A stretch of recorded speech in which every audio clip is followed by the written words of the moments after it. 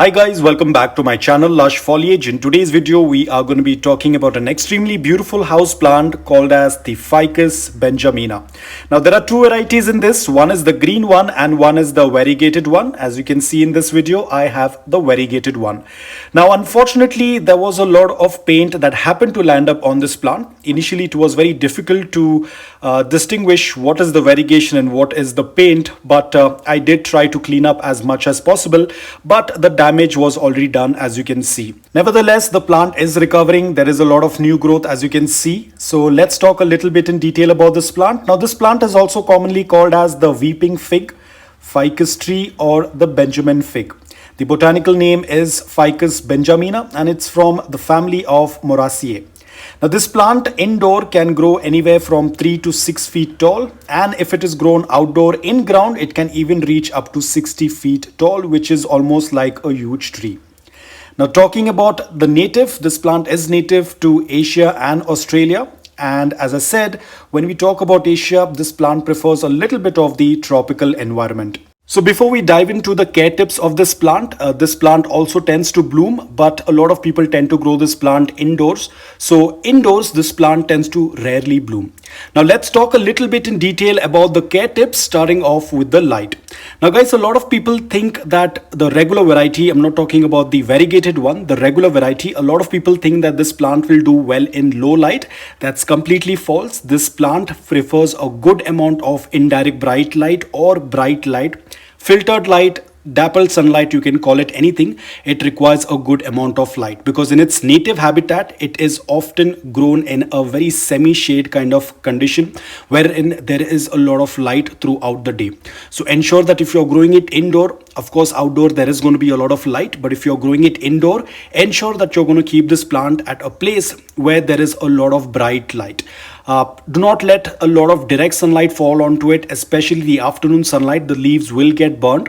If you have been growing this plant indoor for a very long time and now you're deciding to put this plant out, do not keep it in direct sunlight, otherwise the leaves will get burnt. This plant can do well in morning sunlight as well, provided that the plant is very well acclimated. You might have seen it in outdoors in parks and gardens. This plant is used as hedges, but you will always notice it is going to be more towards the wall or more towards a place where there is indirect bright light. Even though the plant will do well in morning direct sunlight, but only if the plant has been well acclimated and if the plant is mature. A lot of times the plant also tends to lose a lot of leaves when there is too much of heat. Now talking about soil mix, any good fast draining soil mix will work out really well.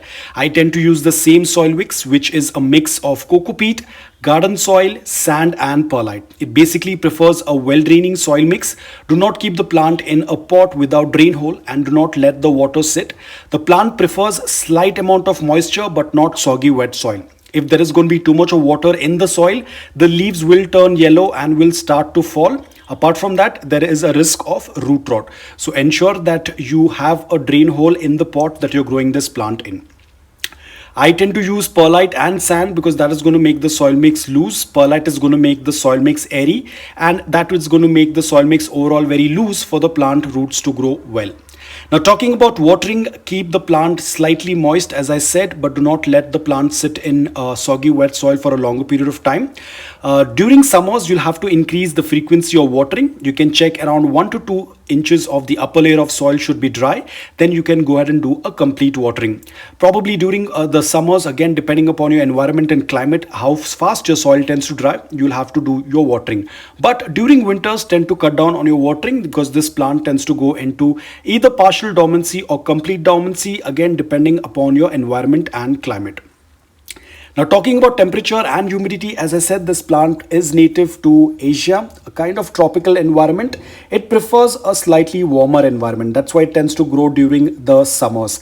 It does not like extreme cold temperature. The plant will start to slow down its growth if there is too much of cold around in that vicinity. Then the plant will slow down its growth. If you are from a place wherein it can get very extremely cold, then the best thing what you can do is move the plant indoor. But ensure that you're not keeping the plant under a conditioning vent or a heater. Keep it in a place where it gets a good amount of bright light. Now, talking about humidity, yes, this plant prefers a good amount of humidity. If there is low humidity, that can result in the leaves drying out. They will get to shrivel and they will start to fall. So if you are from a place wherein your house can be very dry, then it's best to use a humidifier. Fertilizers, this plant is a slightly heavy feeder, especially during the growing season, that is summers or spring. You'll have to give probably once in 3 weeks or once a month. You can give it a good amount of liquid fertilizer. The plant will do quite well because it tends to grow really fast during the summers. But during the winters, please do not add any fertilizers because the plant tends to slow down its growth due to either partial or complete dormancy. So do not add any fertilizers during the winters. Even the watering has to be reduced a lot. Now, talking about pruning, it is very important to prune this plant if you want it to be in shape. As I said, it can grow around 3 to 6 feet indoor. So if you do not want the plant to grow really huge, you can do some pruning. With pruning, you can even do the propagation. This plant can be easily propagated via stem cuttings. Do any part of the stem cutting and then put it into the soil. Cover it with a bag, plastic bag, a transparent plastic bag, so that the humidity and the moisture can be retained so that it can root. And after probably 3 to 4 weeks, again depending upon your environment and climate, the stem will start to put out roots. Talking about pest issues, yes, this plant does get affected with mealybugs, aphids, scale insects, spider mites. So it's always better to do a routine check. Once in 2 weeks or once in 3 weeks, check the underneath of the leaves, check the stem. A lot of times the scale insects can attack the stem as well. So it's always better to do a routine check. If you happen to see anything, go ahead and use any organic solution that you have been using all this while. Now guys, there is another problem a lot of people face with the Ficus Benjamina, and that is when the plant starts to drop the leaves. Now unfortunately, there is no one reason as why that happens. A lot of times that can be due to stress. A lot of times the plant tends to go into stress, due to which it starts to drop its leaves. Now the stress could be anything. Probably it could be due to repotting, it could be due to lack of nitrogen, overwatering, underwatering, low light. A lot of times what happens is that we tend to move the plant quite often here and there. That can also lead to stress, due to which the plant will drop the leaves. Apart from that, a lot of times we tend to use an air conditioning at our home, and we tend to switch it off or switch it on according to our needs. So when there is a fluctuation in the temperature, that is also when the plant can get stressed and it can drop leaves.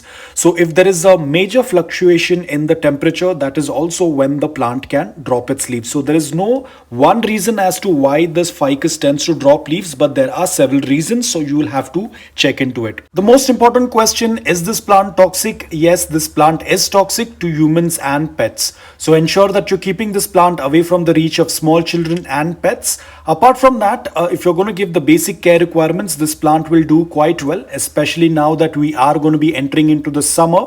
The plant is going to have a good amount of growth. Apart from that, it's a very easy to grow plant. If you are a beginner, you can definitely add this plant in your garden. So guys, that's all about it. I hope that this video was helpful to you. If it was, please hit the like button. And if you're new to my channel, please consider subscribing to it.